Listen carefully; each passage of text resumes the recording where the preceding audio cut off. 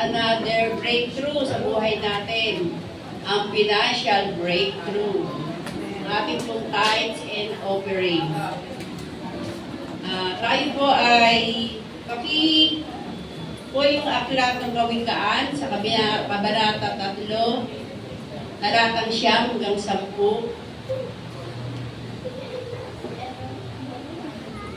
Ayan, nasabi po diyan ay, sabi po dito, parangalan mo si Yahweh sa pamamagitan ng iyong mga kayamanan at mula sa iyong mainam na ani. Siya ay iring handugan, sa gayon, kamaling mo ay lagi ng aapaw, sisidlan ng inumin ay hindi nga matutuyuan. Ayan. Tayo po bilang mga lingkod po ng Panginoon, ito po ay isa pong reminder sa atin, sa pong paalala sa atin na ang pagbibigay ay hindi lamang po isang obligasyon, kundi ito po ay isang privilege para po sa atin.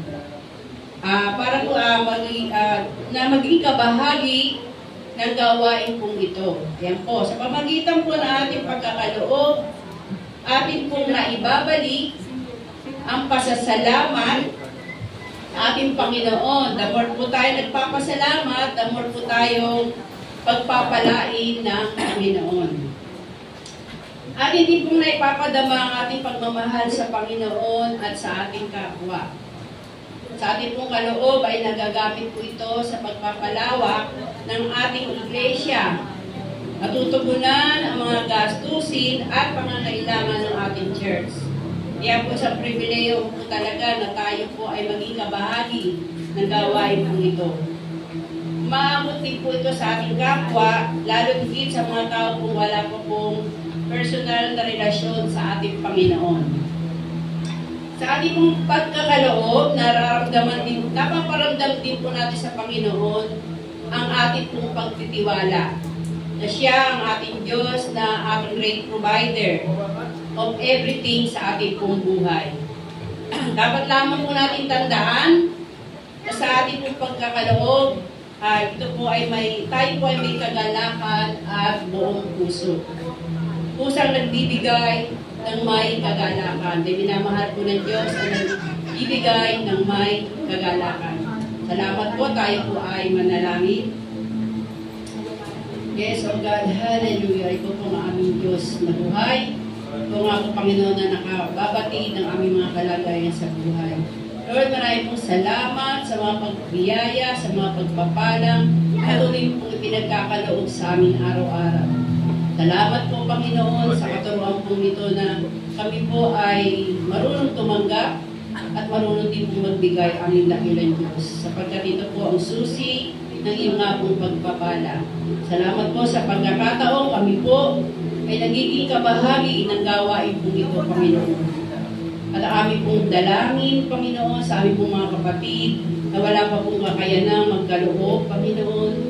Tunay na ikaw ang aming Diyos na kakatagpo po, Panginoon, sa kanilang sa kanilang pong mga pangangailangan, aming dakilang Diyos. Upang sa mga darating pong panahon, Panginoon, sila din po ay makasama namin sa gawain po ito.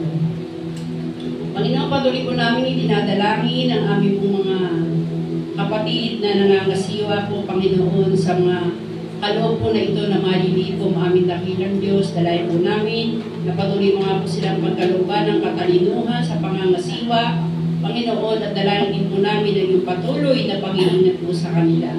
Panginoon, dalayan po namin ang mga maliliit po na ito, Panginoon, ay patuloy nga pong mag-multiply ang dakilang Diyos para po sa iyong pong kaharian. Maraming salamat po. Ito po aming mga pagsamot panalangin sa pangalan po namin, Panginoong Hesus. Lahat po'y magsabi ng Amen. Doon po sa wala po pong envelope at nais pong magkaloob, pwede po tayo humingi sa mga share po natin na nasa likod. Salamat po.